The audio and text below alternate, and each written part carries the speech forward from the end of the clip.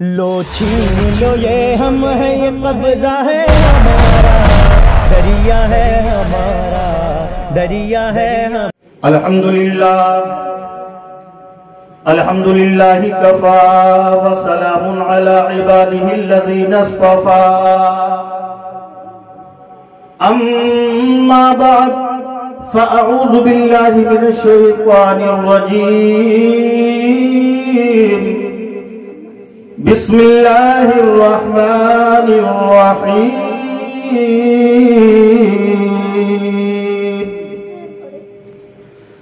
ان اولیاؤہ الا المتقون۔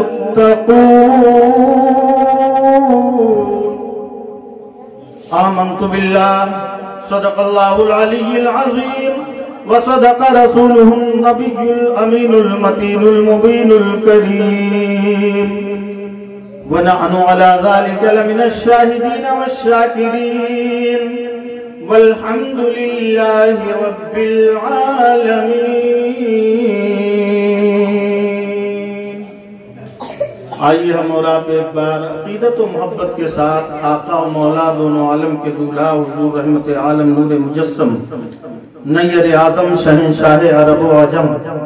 فخر آدم و بنی آدم جناب احمد مصطفیٰ محمد مصطفیٰ صلی اللہ تعالی علیہ وآلہ وسلم کی بارگاہ کرم میں درود و سلام کا نذران عقیدت پیش کریں اور پڑھیں اللہم صلی علی سیدنا شفیعنا نبینا کریمنا و مولانا محمد معدن الجود والکرم والی السلام مبنی الکریم مبارک وسلم، صلاة و سلام علیکہ یا رسول اللہ صلی اللہ تعالی علیہ وآلہ وسلم۔ آپ حضرات کی آنکھیں منتظر ہیں کہ کب پردہ ہٹے، کب ہم جی بھر کے حضرت کی زیارت کریں۔ پردہ ہٹنے کا مطلب کب حضرت تشریف لائیں۔ آپ کا دل بڑا بے چین ہوگا، آپ بڑے مضطرب ہوں گے، لوگوں کو چین نہیں آیا تو ایک ایک کر کے اندر بھی جا کے مل کے آئے، پھر بھی سوچ رہے ہیں حضرت تشریف لائیں تو جی بھر کے زیارت کریں، کیونکہ ایک جو عاشق ہوتا ہے، محب ہوتا ہے، وہ اپنے معشوق و محبوب کو دیکھنے کے لیے تڑپتا رہتا ہے۔ اسی کو مد نظر رکھتے ہوئے بیدم وارسی نے ایک کلام لکھا ہے، اور وہ میرے آقا سرور کائنات جانے کائنات کی بارگاہ میں استغاثہ پیش کیا ہے۔ آئیے وہ شعر میں پیش کرتا ہوں، بڑا پیارا شعر ہے۔ بے خود کیے دیتے، بے خود کیے دیتے ہیں انداز جابانا، بے خود کیے دیتے ہیں، یعنی دل تڑپ رہا ہے، ہم بے خود ہیں، بے خود کیے دیتے ہیں انداز جابانا۔ ماشاءاللہ، اور زور سے بولیے، ایک بار سبحان اللہ کہنے میں 90 نیکیاں ہیں، اور یہ محفل الحمدللہ مقبول ہے، کیونکہ میرے سرکار غوث اعظم کے شہزادے یہاں تشریف فرما۔ زور سے بولیے سبحان اللہ۔ بے خود کیے دیتے ہیں انداز جابانا، آ دل میں تجھے رکھ، آقا آ دل میں تجھے رکھ لوں، اے جلوہ جانا۔ ماشاءاللہ ماشاءاللہ ماشاءاللہ، سبحان اللہ۔ اے جلوے جانا دل میں تجھے رکھ ماشاء اللہ اور اتنا تو کرم کرنا اے نرگس مستانہ اتنا تو کرم کرنا واہ اتنا تو کرم کرنا اے نرگس مستانہ ارے جب جان لبوں پر ہو آقا جب جان لبوں پر ہو تو تم نعرے تکبیر نعرے رسالت مسلک اعلی حضرت مسلک اعلی حضرت فیضان اعلی حضرت آمد حضور حسان ملت نعرے تکبیر نعرے رسالت ماشاء اللہ جب جان لبوں پر تم سامنے آ جانا جب جان لبوں پر اور حاصل کلام یہ شعر ہے بڑا پیارا شعر ہے کہ دنیا میں مجھے تم نے جب اپنا بنایا دنیا میں مجھے تو نے واہ واہ ماشاء اللہ یہ شعر میں حضور سرکار حسان ملت کی بارگاہ میں پیش کر رہا ہوں ماشاء اللہ واہ واہ واہ واہ یہ نبی کے شہزادے ہیں نبی کے بیٹے ہیں نبی کی آل ہیں سبحان اللہ ان سے ہم نے محبت کی ہے حضرت نے ہم پہ کرم کیا دنیا میں سرکار نے اپنا جب بنا لیا ہے تو کل میدان محشر میں میدان قیامت میں اگر سرکار حسان ملت کہہ دیں گے کہ ارے یہ تو میرا محب ہے میرا چاہنے والا ہے میرا ماننے والا ہے تو انشاءاللہ بیڑا پار ہو جائے گا کیونکہ محشر کی گرمی بہت بڑی محشر کو جب دیکھیں گے تبھی سمجھ میں آئے گا مولوی لوگ مولانا لوگ میدان محشر میدان قیامت میدان محشر میدان قیامت کی رٹیں لگاتے تھے وہ یہ ایسی سخت گھڑیاں میدان محشر کی 50,000 برس کا پہلا دن ہوگا 50,000 برس سورج سوا نیزے پر آ جائے گا سوا نیزہ علماء فرماتے ہیں نیزہ جانتے ہیں نیزہ وہی جو جنگوں میں جہاد کے لیے چلایا جاتا تھا کتنا بڑا ہوتا تھا وہ آدمی کے قد سے کچھ بڑا نیزہ آپ نے سنا ہوگا جنگ احد کے میدان میں جب میرے آقا کے چچا حضرت امیر حمزہ اپنی جان کی قربانی پیش کرنے کے لیے نبی کے آگے آگے جنگ فرما رہے تھے جہاد کر رہے تھے اور وہ حضرت امیر حمزہ جنہوں نے بدر کے میدان میں عتبہ اور شیبہ کو قتل کیا تھا واصل جہنم کیا تھا وہ حضرت امیر حمزہ ہیں وہ عتبہ کی بیٹی ہندا جو حضرت ابو سفیان کی بیوی تھی بعد میں تو کلمہ پڑھ کے ایمان لے آئی فتح مکہ کے موقع پر فتح مکہ کے دن مگر اس سے پہلے جو کارنامہ انہوں نے انجام دیا جب تاریخ کی گردانی کیجئے جب حدیث کو پڑھیے جب واقعات کو پڑھیے تو دل خون کے آنسو روتا ہے ہندا نے اپنے غلام وحشی سے کہا تھا اے وحشی اگر تو امیر حمزہ کو قتل کر دے گا تو میں تجھے آزاد کر دوں گی اور آزاد ہی نہیں بلکہ بہت تجھے میں دولت سے مالا مال کر دوں گی وحشی بہت بڑا نشان باز تھا نیزے کے معاملے میں نیزے میں وہ ماہر تھا نیزہ بازی کا وہ استاد تھا وہ وحشی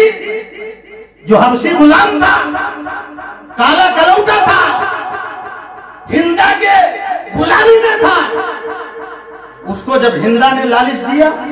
کہ تو قتل کر دے گا اگر امیر حمزہ کو، کیونکہ مجھے اپنے بھائی اور باپ کا بدلہ لینا ہے، جنگ بدر میں میرے بھائی اور باپ کا قاتل امیر حمزہ ہے، اگر تو اس کو قتل کر دے گا تو میں تجھے انعام سے مالا مال کر دوں گی اور تجھے آزاد بھی کر دوں گی۔ تو وحشی میدان احد میں آیا، اور میدان احد میں آنے کے بعد وحشی کا نشانہ اور کوئی نہیں تھا، بلکہ اس نے صرف حضرت امیر حمزہ کو نشانہ بنایا۔ میرے آقا کے وہ مجاہدین جن کو میرے آقا نے فرمایا تھا 50 لوگوں کو اپنے پشت پہ درے پر مقرر فرما دیا تھا۔ درہ پہاڑ کی اس گھاٹی کو کہتے ہیں جو جانے کا راستہ ہوتا ہے، جو تنگ راستہ ہوتا ہے، اس درے کی حفاظت کے لیے میرے آقا نے 50 مجاہدین کو مقرر فرما دیا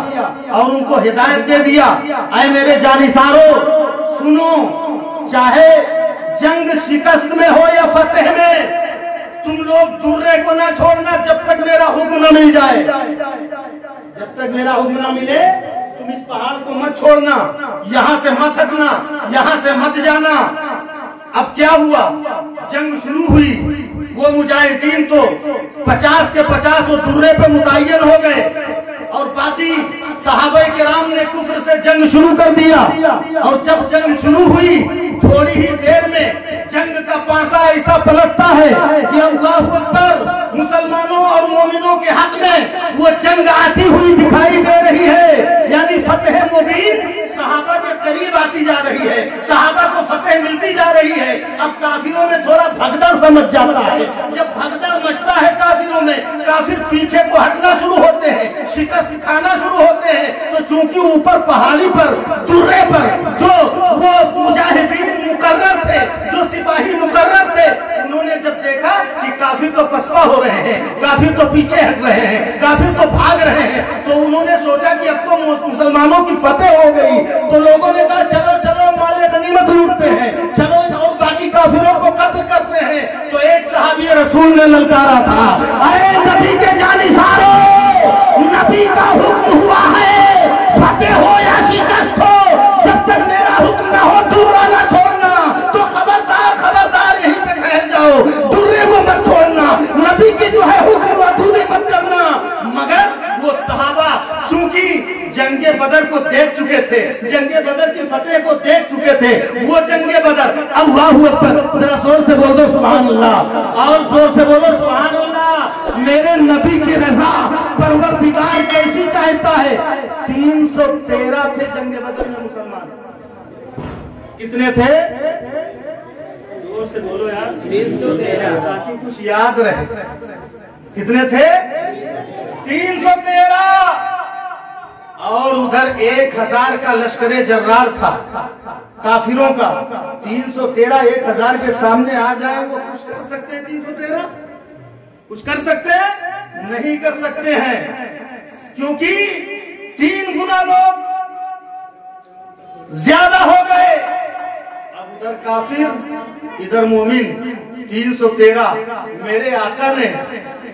اللہ کی بارگاہ میں اپنے دستے سوال کو دراز فرمایا، عرض کیا ہے مولا یہ 313 ہیں، اگر یہ آج کٹ گئے، اگر یہ آج مٹ گئے تو تیرا نام لینے والا دنیا میں کوئی نہ رہے گا، اے مولا ان کی لاج رکھ اور اسلام کو سارے عالم میں پھیلا دے۔ جب رب کی بارگاہ میں میرے مصطفیٰ کا دستے سوال دراز ہوتا ہے، رب حضرت جبریل کو حکم دیتا ہے، اے جبریل جاؤ فرشتوں کی فوج لے کر، بول دو سبحان اللہ۔ اچھا یہ فرشتے کون ہیں؟ یہ وہی فرشتے ہیں جو معصوم ہیں، یہ وہی فرشتے ہیں جب رب نے کہا تھا انی جاعل فی الارض خلیفہ، اے فرشتوں میں زمین پر اپنا خلیفہ بنانے والا ہوں، تو فرشتوں نے عرض کیا تھا اے مولا ان کو خلیفہ بنائے گا تو؟ زمین میں ان کو بھیجے گا جو دنیا میں جا کر خون ریزیاں کریں گے، فساد پھیلائیں گے؟ کیا ہم تیری تسبیح و تحلیل کے لیے کافی نہیں؟ تو رب نے ارشاد فرمایا انی اعلم ما لا تعلمون، اے فرشتوں جو میں جانتا ہوں وہ تم نہیں جانتے ہو، جو میں جانتا ہوں وہ تم نہیں جانتے ہو۔ یہ وہی فرشتے ہیں جو خون ریزیاں کرنے سے پاک ہیں، فساد کرنے سے پاک ہیں، خون ریزیوں سے بالکل دور رہنے والے ہیں، جنہوں نے سب سے اول وقت میں رب کی بارگاہ میں یہی کہا تھا یہ وہ انسان ہے جو دنیا میں جا کر خون بہائیں گے، خونوں کے دھارے جن سے بہیں گے، خونوں کی ندیاں بہیں گی، خون ریزیاں کریں گے۔ تو اس سے پتا چلا فرشتوں کو خون ریزیوں سے بہت گریز ہے، اس سے دور رہتے ہیں، اس سے نفرت کرتے ہیں۔ مگر جب جنگ بدر میں رب تبارک و تعالیٰ کی بارگاہ میں مصطفیٰ جان رحمت نے اپنا دست سوال دراز کیا ہے تو رب نے فرشتوں سے فرمایا ہے فرشتوں جاؤ، آج میرے محبوب نے مجھ سے دعا کر دیا، جس خون ریزی سے تم اتنا دور بھاگتے تھے آج تمہیں سے خون کی ندیاں بہوائیں گے، جاؤ میرے محبوب کی مدد کرو۔ قرآن مقدس کہہ رہا ہے رب کے حکم سے پہلے 3000 کی فوج آئی، پھر 5000 کی، فرشتے آ گئے، اور آنے کے بعد تلوار تو چلتی تھی مگر چلانے والا نظر نہیں آتا،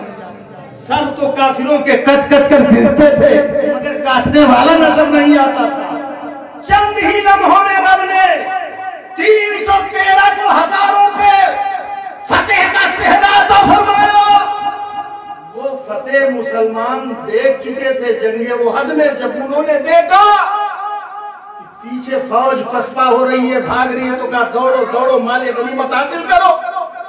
اب وہ درے پر جو تھے وہ 1 نکلا، 2 نکلا، 3 نکلے، 4 نکلے، ایسے ایسے کہہ کے سبوں نے درہ چھوڑ دیا۔ ابھی میرے آقا کا حکم نہیں پہنچا کہ درے سے آگے آ جاؤ، بغیر حکم کے وہ جب درے کو چھوڑ دیا تو اس وقت خالد بن ولید جو کافروں کے لشکر کے سپہ سالار تھے، ایمان نہیں لائے، انہوں نے دور سے، بڑے تجربہ کار جنرل تھے خالد بن ولید، آپ نے نام سنا ہوگا۔ خالد بن ولید ایمان لانے کے بعد جس جنگ میں شامل ہوتے تھے اس جنگ میں فتح مبین ان کے قدموں کو بوسہ دیا کرتی تھی، وہ خالد بن ولید ہیں۔ اس وقت کفر کے عالم میں تھے، انہوں نے دور سے دیکھا کہ درہ جس پہ حفاظت کے لیے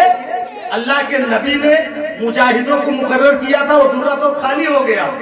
اپنا چند ایک دستہ لے کر سپاہیوں کا پیچھے پہاڑی کی طرف سے گھوم کر اس درے کے سے پار ہو کر کے آتے ہیں اور پیچھے سے مسلمانوں پہ حملہ کر دیتے ہیں۔ اب پیچھے سے بھی حملہ ہونے لگا، آگے سے بھی حملہ ہونے لگا۔ اب مسلمان جیسے دو چکی کے 2 پاٹوں کے بیچ میں جیسے دانا پستا ہے اس طرح مسلمان پس رہا تھا، اس طرح مسلمانوں کو کاٹا جا رہا تھا۔ اسی جنگ میں وحشی نے دیکھا کہ ہم کو انعام کی لالچ دی گئی ہے، ہم کو انعام سے مالا مال کیا جائے گا، تو وحشی اپنے نیزے کو لے کر کے جب وہ چلا ہے تو نیزہ تان کر کے نیزہ کو گھماتا ہوا، نشانہ لگاتا ہوا حضرت امیر حمزہ کا ایسا نشانہ لگایا، ایسا نشانہ لگایا کہ وہیں سے نیزہ پھینک کے مارا۔